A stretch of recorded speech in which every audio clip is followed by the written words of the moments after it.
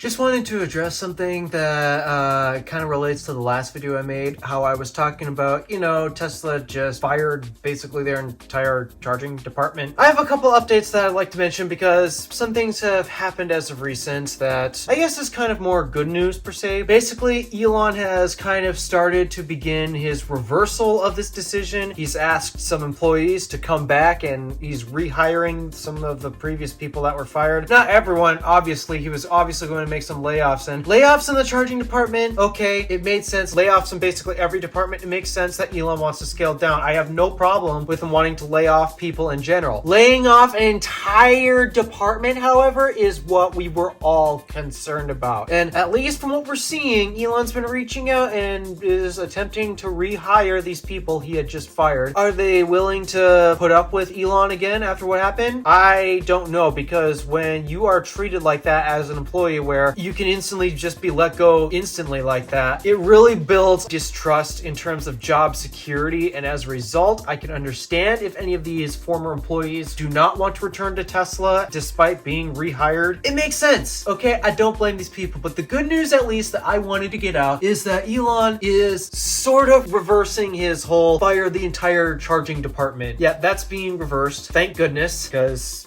I don't know about you, but I think it's kind of important that they have a charging department, considering what we're still in the middle of. The NACS transition, getting every automaker compatible with the Supercharger network. I said it in the last video, and I mean this truly. Tesla's job is not finished when it comes to building out the charging industry right now. Their job is not finished. I know some of you were thinking, don't worry, Elon's got this completely figured out. He's playing 4D chess, and I'm sorry. If you're thinking this, then you are a complete Elon shill. And I don't think it's a good idea to be a complete Elon shill. I think it's important to look at both Elon's successes and his shortcomings, because the truth is he has both. It's unhealthy to only see the successes or the shortcomings and not both at the same time. It's really unhealthy to see that. I want to encourage you guys to actually think this way, because I'm sorry, Elon's not the perfect guy in the world. He's not the second coming of Christ, okay? So yes, he's done some impressive stuff. Like, he's defined the electric vehicle. He's made rockets reusable. He's landing rockets back on a patio. Truly, some of the stuff he does is amazing. But he's also done a few really dumb decisions, such as, I think it's safe to say, the majority of the whole Twitter ordeal, for the Twitter users' experience, I think it has definitely gone down. Yes, the company might not be losing as much money as previously, but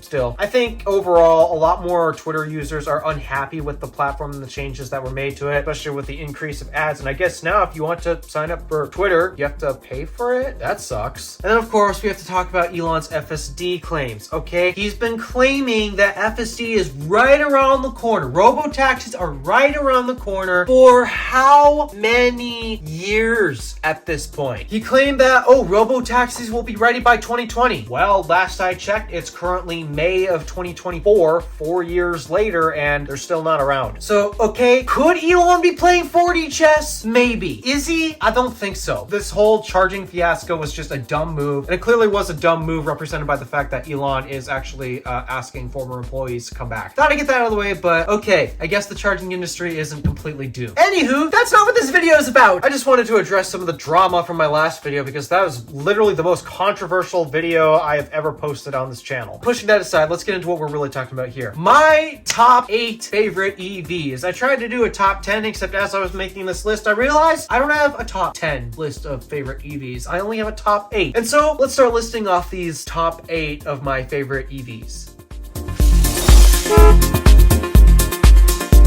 Starting off my top 8, we're going to start with the Hummer EV.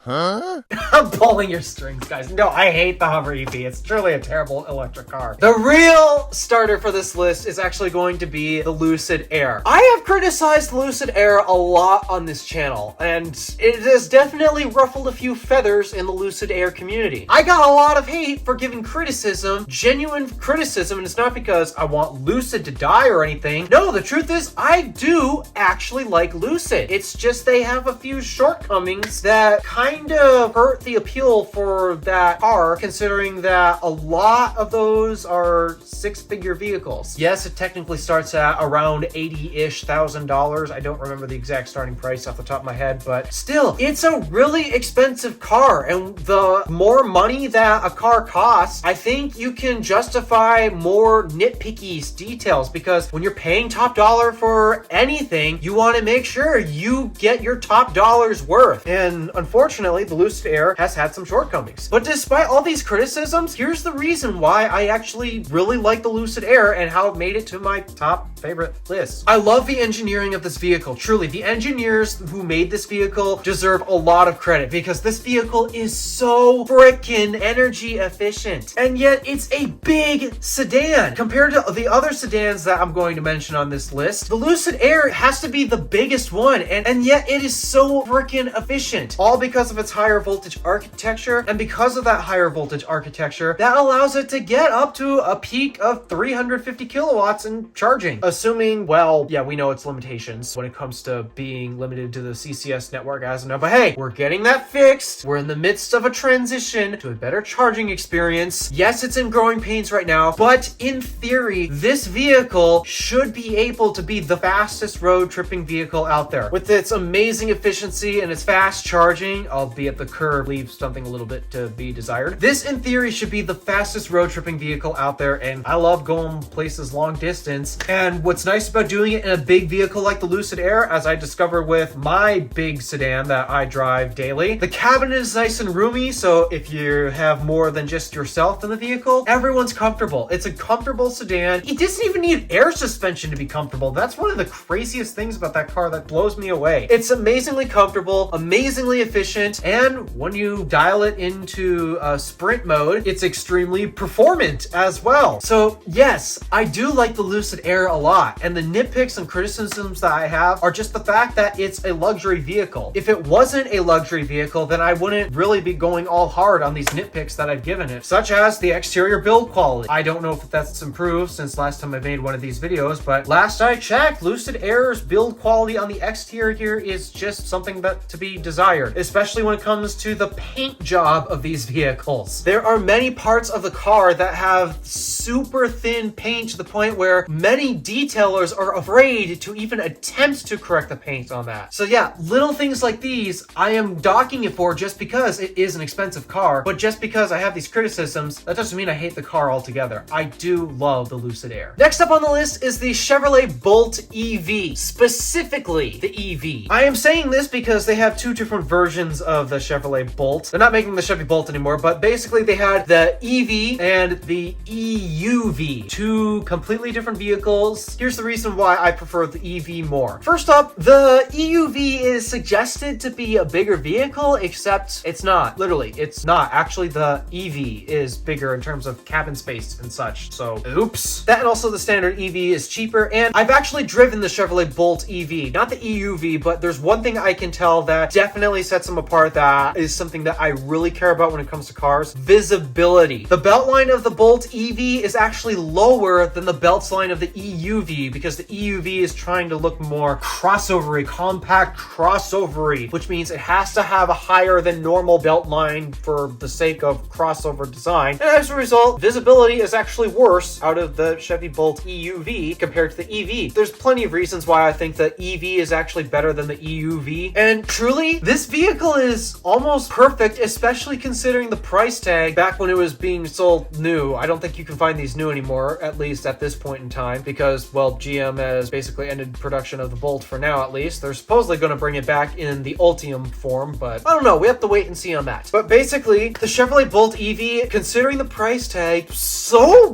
good. It's efficient, it's practical, and truly the only downside to that car is just, well, it's 50 kilowatt DC charging speed. So that means, yeah, you don't necessarily want to take this on a road trip unless you don't mind stopping for an hour after every 250 miles, or I guess because you're using 80% of your range, because, well, usually you're supposed to charge up to 80%. Otherwise, you're waiting extra long at the charging station. I guess every 200 miles, if you don't mind driving 200 miles and waiting an hour afterwards, okay, I guess works fine. Yeah, truly, the 50 kilowatt charging speeds is really the only downside of that vehicle. That's it. Other than that, it's practical, it's efficient, it's affordable. What more could you ask for, to be honest? Next up, ranked number 6 is, ironically, the Hyundai Ioniq 6. I don't talk about this vehicle a lot, but the truth is, this is actually one of my favorite vehicles. I love the Ioniq 6 because it's the only sedan in Hyundai's EGMP lineup, and truly, the EGMP platform is amazing. It is a charging beast, pulling 230, 240 kilowatts for so long. In fact, actually, if I recall, the 10 to 80 charge time is in 18 minutes. That is ridiculously quick. Hyundai's EGMP platform just charges like a monster. And also, the reason why I love the Ioniq 6, aside from it just being a sedan, because you guys know how much I love sedans, truly, crossovers are extremely overrated if you ask me. The Hyundai Ioniq 6 also is the most efficient vehicle in the EGMP lineup, being a sedan, obviously. And as a result, it gets a range into the 400 mile mark. So 400 miles and 240 kilowatts, 10 to 80 in 18 minutes. That is impressive. I love that vehicle just because as an electric vehicle, it is amazing. Once again, it's limited by the fact that it's a CCS car and it's relying on a terrible network. But again, that is in the process of changing. Once we get NACS adoption and that vehicle gets on the Supercharger network, and when Tesla actually starts rolling out V4s, yeah, we're still waiting on that, Tesla. And then also the price tag, should I mention? There's another vehicle that I'm going to mention on this list that has these same qualities where it's not as efficient as the Ioniq 6, but it is also a charging monster, and as a result, it is a road tripping king. But that vehicle and the Lucid Air as well, that I had mentioned, those are very expensive vehicles. The Hyundai Ioniq 6 is actually priced relatively similarly to the Tesla Model 3. It's on the affordable spectrum, so that means you're getting a great long distance vehicle for the price tag. It really is a bargain when you're trying to road trip EVs. Number 5 on my list is the Rivian R1T. I'm not particularly a pickup truck person, and that's because, well, just like my thoughts and opinions on crossovers and SUVs here in North America, I also think pickup trucks happen to be a tad overrated, but also especially the full-size pickup truck. Why is that? Well, it's because full-size pickups have been doing absolutely nothing but growing and growing and growing to the point where they're now these massive oversized vehicles that you can't see out of for what? Just getting past fuel economy regulations? Yeah, that's actually why your pickup truck's been getting bigger and bigger and bigger. It's because in order to meet EPA standards and not get taxed too heavily, if you make the vehicle big enough, you are exempted from these restrictions. I know, stupid, right? I hate big trucks. Rivian, on the other hand, goes against that. Now, it's not exactly the smallest truck in the world. That actually goes towards the Tello truck, but that's not out on the market yet. But in the meantime, we have the Rivian R1T, and that is currently the smallest pickup truck in terms of electric trucks today. There's a lot to like about this truck. Yes, it's expensive, but you're getting a really nice cabin. You're getting a very capable powertrain. It can also go a distance. It can tow reasonably well. Unfortunately, when it comes to charging, it tends to have a few thermal runaway issues, but at least the way it handles while towing is actually pretty good. But overall, yeah, it's a small truck that's extremely capable, has a nice interior, and truly, it's a great truck. I really love the Rivian R1T, and actually, if I were to buy a pickup truck today and I had an unlimited budget, Rivian R1T would actually be the truck of my choice. Yes, over the Cybertruck. I would buy a Rivian R1T first compared to the Cybertruck, especially because I think that vehicle is supposed to get NACS at some point. Oh yeah, and Rivians already have access to the Supercharger network, currently via an adapter, though I'm hoping with the refresh model coming out, I'm hoping they put the NACS port on this refresh model. That would be amazing if you ask me. But yeah, Rivian R1T. I like the truck. That's my favorite pickup truck in terms of electric trucks right now. And number 4, this is definitely not going to be an affordable vehicle, but this has actually earned a soft spot in my heart, and I really wish I could get the opportunity to drive one of these. I've become such a big fan of the Porsche Taycan. I prefer the Sport Turismo in terms of styling, but we really don't get that at a reasonable price because in order to get the Sport Turismo, you have to get the GTS version of the Taycan, and so I guess I'm going to settle with the Cross Turismo. Now, this is a wagon and not a sedan. So why am I a big fan of this? Well, it's actually because I don't hate station wagons. I'm not joking. I don't have a problem with station wagons. My problem with crossovers is that they are high off the ground, they're big and unnecessarily bulky. Station wagons, they're still low to the ground, something that I care about, and they're still reasonably practical. In fact, actually, another practical thing about station wagons, you want to put stuff on the roof like a lot of people do with their crossovers and SUVs. With the station wagon, the roof is lower, so it's easier to reach the roof and put stuff on the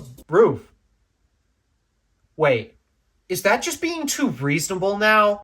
I also like the Cross and Sport Turismo more than the sedan version because actually I don't like the particular styling of the sedan. I get it, it's more efficient, but from a styling perspective, I prefer the Cross Turismo, more specifically the Sport Turismo, but again, that's on a very specific model that's kind of extremely expensive to the point where I probably will never be able to afford something like that. Then again, I can't afford this vehicle anyway, but I love the Porsche Taycan, and big reason for it is, at the moment, it doesn't exactly have the greatest range. Well, actually, the new refresh model is going to address that. It's got a bigger battery, and it goes, if you hypermile it, you can actually hit a close to 500 miles of range. I kid you not, if you hypermile it, you can hit nearly 500 miles of range. That is impressive. And also, the Taycan, my favorite thing about it, it is an insane charging monster. No, it can't hit 350 kilowatts like the Lucid Air can, but the older Taycans have been able to hold 270 for so long. It holds 270 kilowatts so deep in the pack, and when you're top balancing the pack after 80%, it holds like 80 kilowatts after 80%. That is insane for a charging curve. Truly, the Taycan is a charging monster, and that's the pre-refresh model. The refresh model is actually supposed to be able to do over 300 kilowatts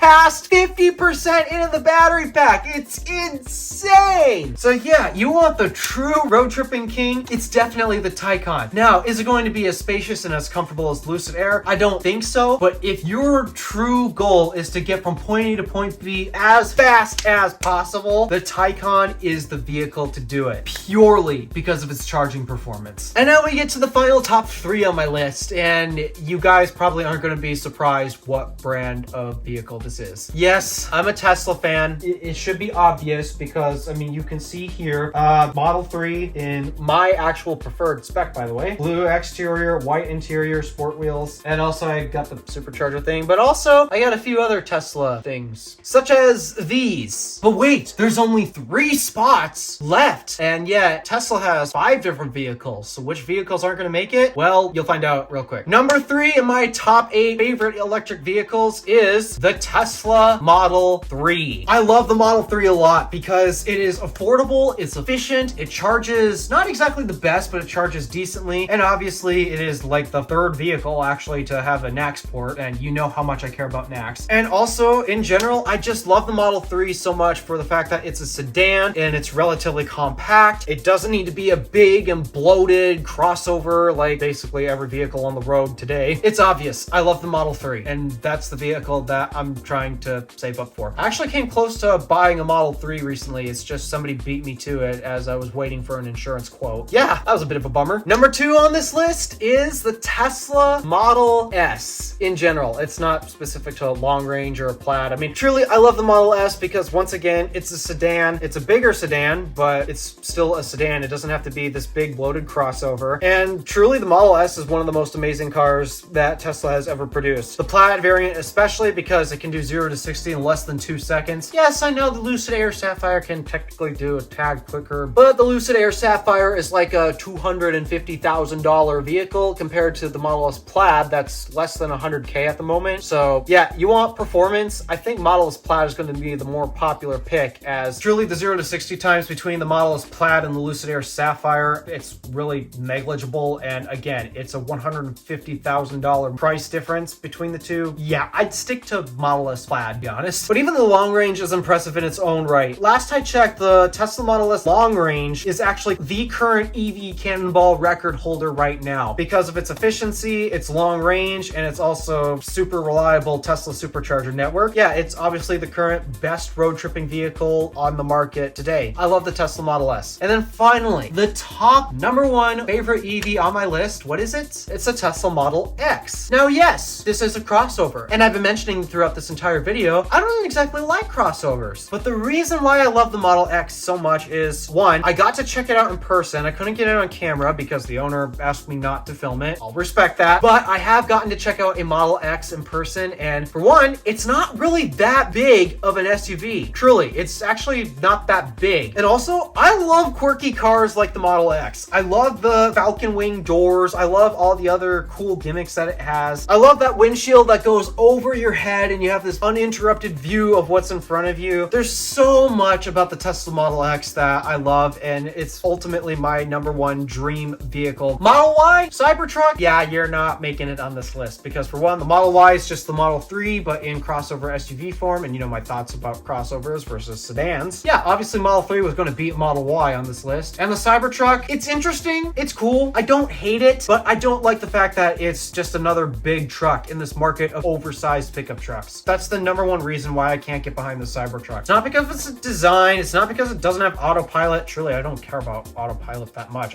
I prefer driving the vehicle myself. And it's not because of its lackluster charging performance. The #1 reason why I don't like the Cybertruck is just because it's too big. That plain and simple. All right, those are my favorite EVs, top 8. What are your guys' favorite electric vehicles? Are they on this list? Are they not on this list? Feel free to let me know your thoughts and opinions in the comments below. Thank you for watching, and do me a favor and interact with the stuff below. My name is DeWolf, Random Alpha, signing out.